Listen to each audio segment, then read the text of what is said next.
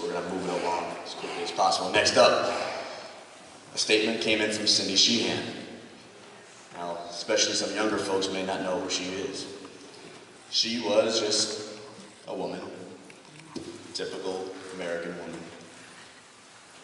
But at the time when we were all being told to accept this country's lies and justifications for invading the Middle East over and over again, and being told to just shut up the criticism because of the heroic sacrifice made by our troops, she camped out in front of Bush's ranch and demanded answers for why her son had died in a war based on lies.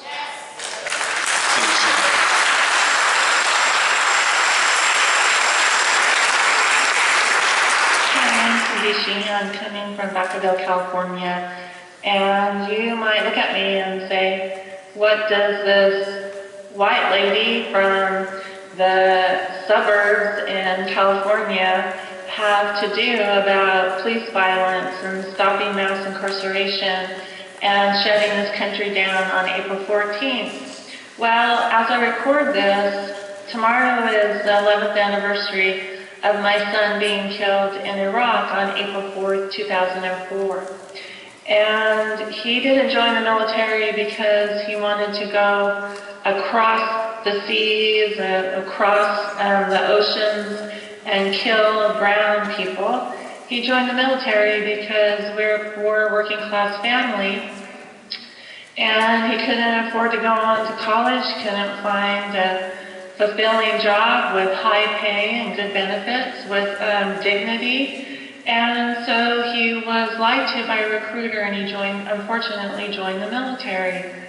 And so as we see this in our own family, I know that in communities of color, it's even worse. And I know the situation of killer cops running rampant through those communities and not being held accountable for what they have done, just like my son's killers in the Bush regime haven't been held accountable for what they've done to the world. So my son was killed in Martin Luther King Jr. in 1968, and Dr. King said, "The greatest purveyor of violence in the world today is my own government." Well, he was talking about the United States government. I had a hard time calling my government because I didn't vote for any of those people. But what I did hope for when Obama was elected and appointed a black attorney general, that there would be some kind of accountability, that people of color would have hope, that they, for once, their lives would have meaning in the way that they would get justice if they were gunned down in the streets by these thugs, the cops. So I just want to say that my heart goes out to all the parents and the families of the people who have been gunned down in the streets by the killer cops. And your struggle, especially this past year, has been so inspiring to me. And even though we don't see any of these thugs in jail yet, your movement has caused so many good things to happen, but it's also brought awareness that innocent lives matter, black lives matter, brown lives matter, and you've done that. You've put that out there into our normal, everyday speech. I've seen people capitulating, thinking maybe the cops aren't always right, and these are people who are usually pro-empire and pro-police state, are really starting to think. So thank you for this movement, and I will be joining you in solidarity on April 14th, and let's stop this stuff. Let's get these people held accountable for their crimes. Thank you. It's not every day that we get to hear the stories of the people who have been murdered by the police. And tonight, we are in the presence, and we have the honor and the privilege to be in the presence of family members and parents of those whose lives have been stolen by the police. And they have suffered tremendous loss and tremendous suffering and pain. And through all of that, they have defied that. They have stood up and continue to stand up and call for justice. Not just for justice of their loved ones, but for justice of people across this country who are under this gun of the threat of police murder every single day. They are demanding justice, so it's an honor and a privilege. I'd like to call them up to introduce themselves, give their name of their loved one, the age that they were murdered, where and when it happened.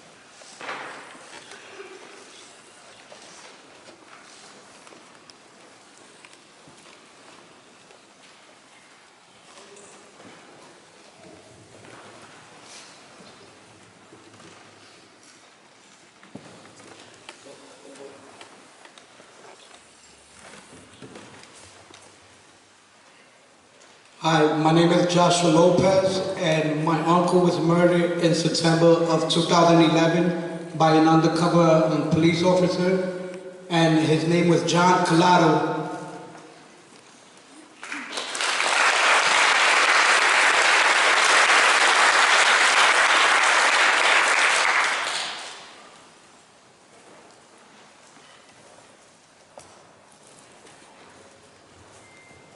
Man, I'm not gonna speak on who you were. And a lot of folk choked. You just said 1889, baby.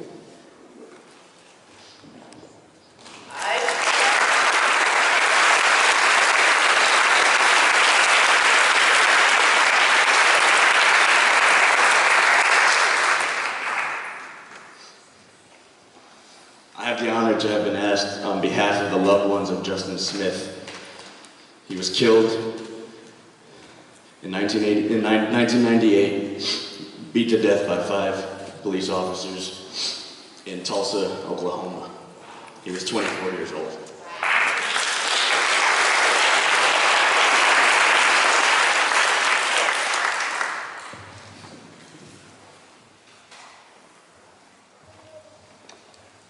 Hi, my name is Hawa Ba. I'm the mother of Mohammed Ba. Mohammed Ba was born September 28, 1983. As many people of you know, on September 28, 2012, my son was sick. I called an ambulance. The police officer from New York Police Department responded. I tell them I don't call police, I call an ambulance. They say, no, ma'am, don't worry, there's a system here. When you call an ambulance, we will respond. When we see the sick person, they will call the ambulance. Finally, he go see my son and call Bacchus, drive me from the place, ask me who I know. I say, I don't understand the English why you said, I'm the mother, I want to take my son to the best hospital. He said, don't worry, he will be okay. They broke my son's door, tear him, shoot him, murder him on his own apartment. My son never committed a crime on his life. I need the justice. I need the justice for all the victims, innocent victims. I need a better treatment. I don't want nobody to be waiting for 2 hours and children. I need the justice for the future generation here first.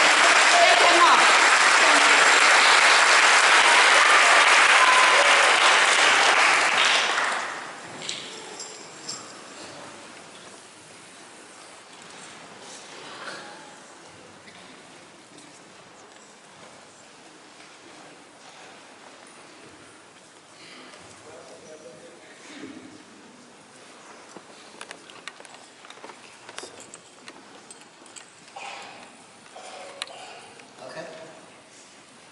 Good evening, everyone. My name is Juanita Young. I'm the mother of Malcolm Ferguson, who was murdered March 1st of 2000 here in the Bronx.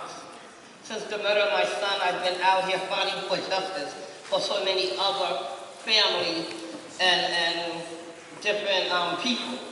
Like Ms. Barr just said, I just now started the Mother's Cry for Justice because I feel that the mothers get so many doors slammed in their face. And I'm saying enough is enough. I have not received no justice in 15 years for the murder of my son. Malcolm, the cop, Louis Rivera, who literally blew my son's brains out, admitted to murdering him for no reason. But yet, he said this in civil court when the DA refused to press charges on him for a grand jury. So we took him to civil court, and he admitted he had no reason for shooting Malcolm. Why isn't this man in jail? He openly admitted on the stand for murdering him for no reason. But yet and still, here it is 15 years later, nothing has changed. Everything is still, these cops are walking around making us forget about just our children, making the people out here on the streets their targets. When are we going to say we're not your target? When are we going to stand up and say, we had enough, we had enough?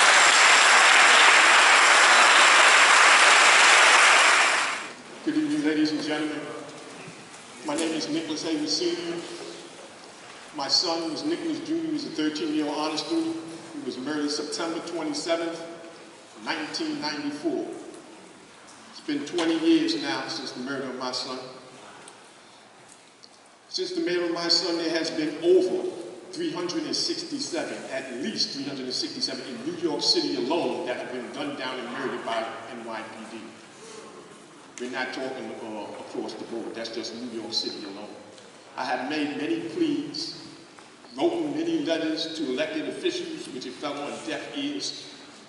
The circumstances surrounding my son, he was shot while he was playing an innocent game with his friends, the cops and robbers. They all had plastic, colorful-looking toy guns.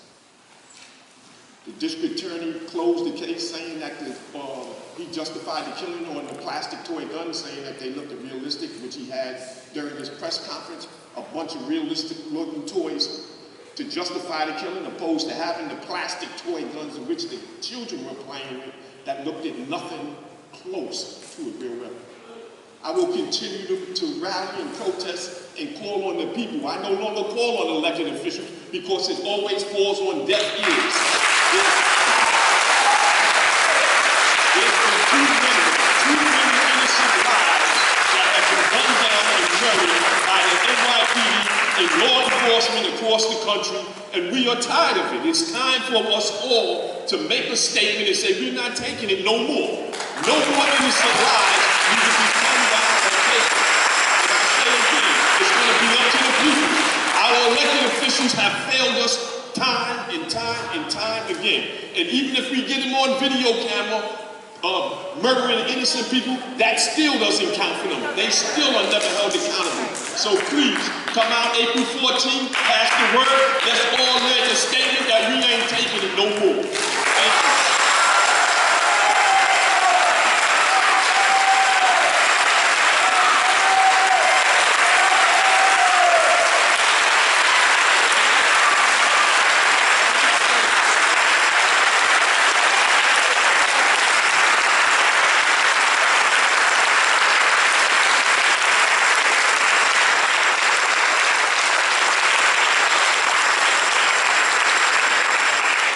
One more message from a mother who lost her son to police murder, who has been part of this movement. Greetings from Dallas, Texas. My name is Colette Flanagan. We started Mothers Against Police Brutality in 2013 after my only son, Clinton Allen, was shot and killed, was murdered by Dallas policemen.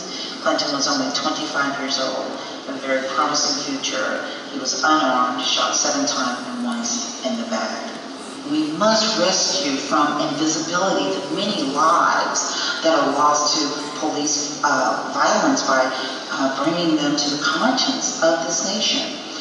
And when we do this, We will bring hope to mothers like myself who are too often isolated in their pain and grief and who are unknown even to the activists in their communities. And Mother's Voice is the most powerful tool that we have. We are the major stakeholders in this fight. And when we harness that pain and grief and turn it into fuel, this fight against police brutality will be unstoppable. I thank you all for your fight, your heroic fight in fighting against police brutality. I thank Dr. Cornell West and Carl Dix. Your voices are unlimited.